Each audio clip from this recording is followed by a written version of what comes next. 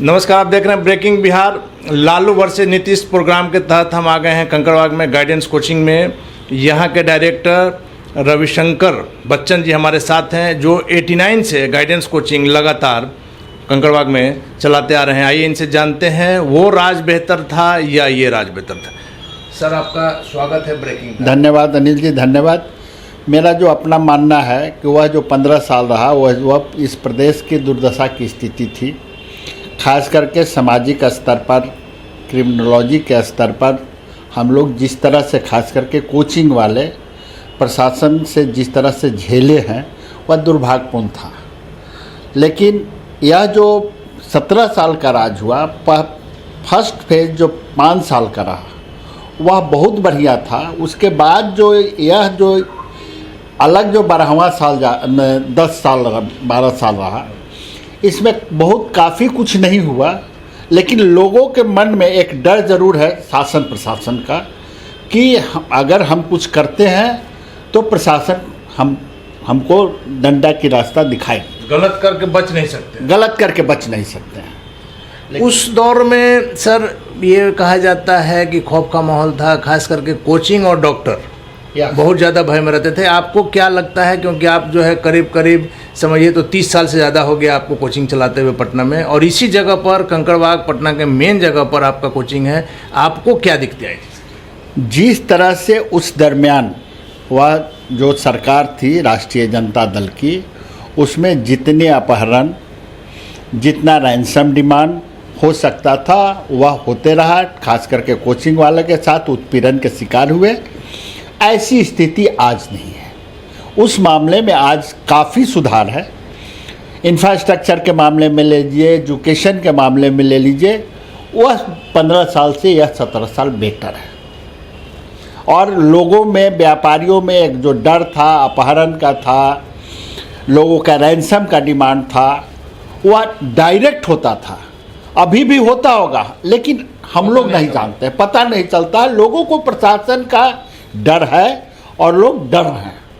उस समय सर त्यौहार आने पर ज़बरदस्ती जो है चंदा की भी शिकायतें आती थी, क्या इस तरह की बातें अभी? हाँ, बिल्कुल आता था कि मैं फलना लॉज से आया हूँ, इतना चंदा दीजिए।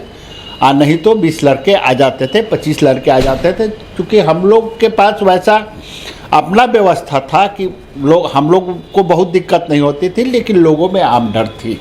लेकिन ये सच्चाई था। हाँ, यह सच्चाई है और हम इसको एक्सेप्ट करते हैं। लेकिन आज के तारीख में बच्चे आते हैं डिफरेंट हॉस्टल से, लॉज से, वह परेशान नहीं करते हैं। आप जो उनको स्वेच्छा से चंदा देंगे वह एक्सेप्ट। तो चंदा का तो मतलब ये है सर कि आपसे मांगने आया, आपको मन किया तो आप 11 रुपया दें, आपको मन करे तो 11,000। बिल्कुल बिल्कुल, आप एकदम सही हैं अनिल जी। चंदा तो जबरदस्ती की चीज़ नहीं, बल्कि रैंसम का भी डिमांड उस पीरियड में आता था। हम तो भुक्तभोगी हैं, हम पर गोली चली है, हम मरते बचे हैं 2002 में तथा कथित नामी अपराधियों द्वारा।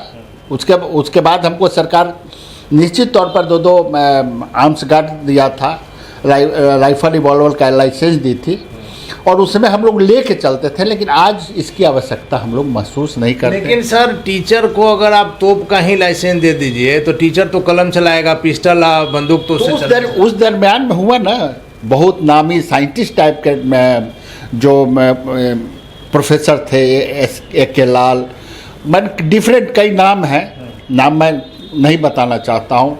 ऐसे डॉक्टर्स हमारे बैच में कदमकुआं में खुलेआम उनकी हत्या कर दी गई।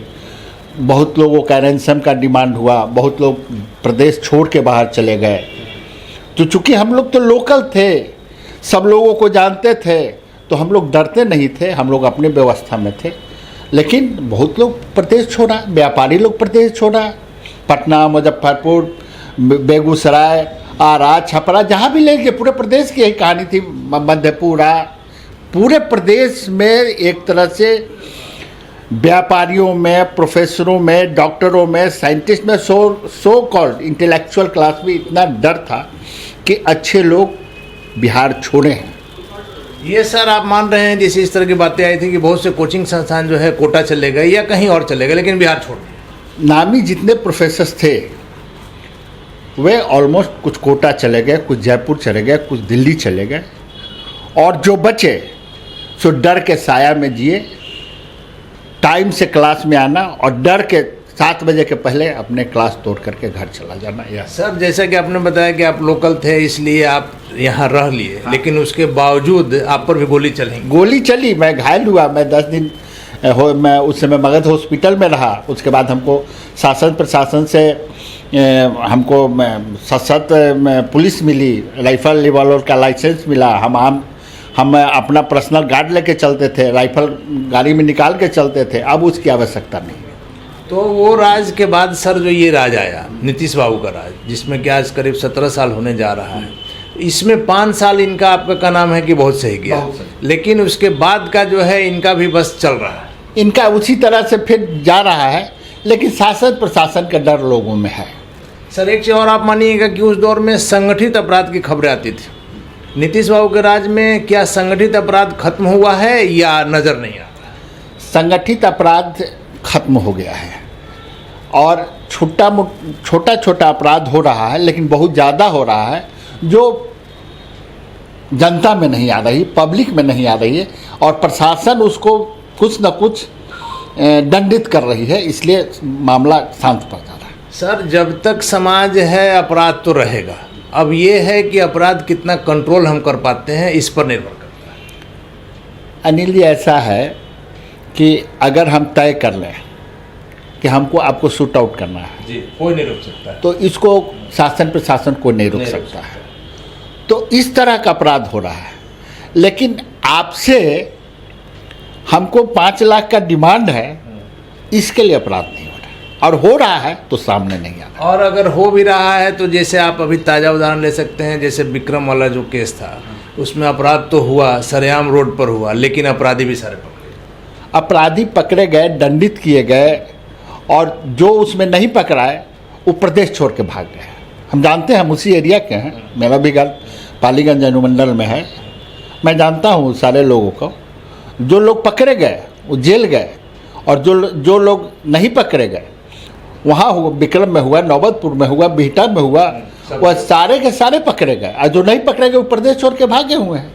सर बिहार की जनता ने नीतीश कुमार जी को जिस आशा से वोट देकर बहुमत में लाकर सरकार बनाया, और लगातार आप देख रहे हैं 17 साल मजाक वाली बात नहीं है, 17 महीना नहीं 17 साल हो गया।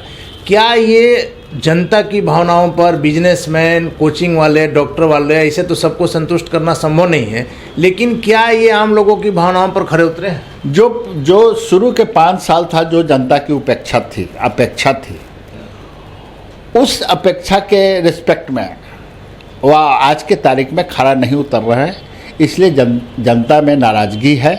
अगर फिर से उस ढंग से रहेंगे तो हमको लगता है कि और भी रह सकते हैं, लेकिन अभी जो जनता में इनका जो मैसेज है, जो हम तो सोशल पॉलिटिकल लाइफ में भी हैं, पेरेंट्स आते हैं, बहुत सारे लोग आते हैं, एडमिशन के लिए बच्चे आते हैं, जो राय बनती है उसके हिसाब से आज के तारीख में जो इनका पेनिट्रेशन लेवल 5 साल मैंने 10 साल पहले तो आज नहीं है।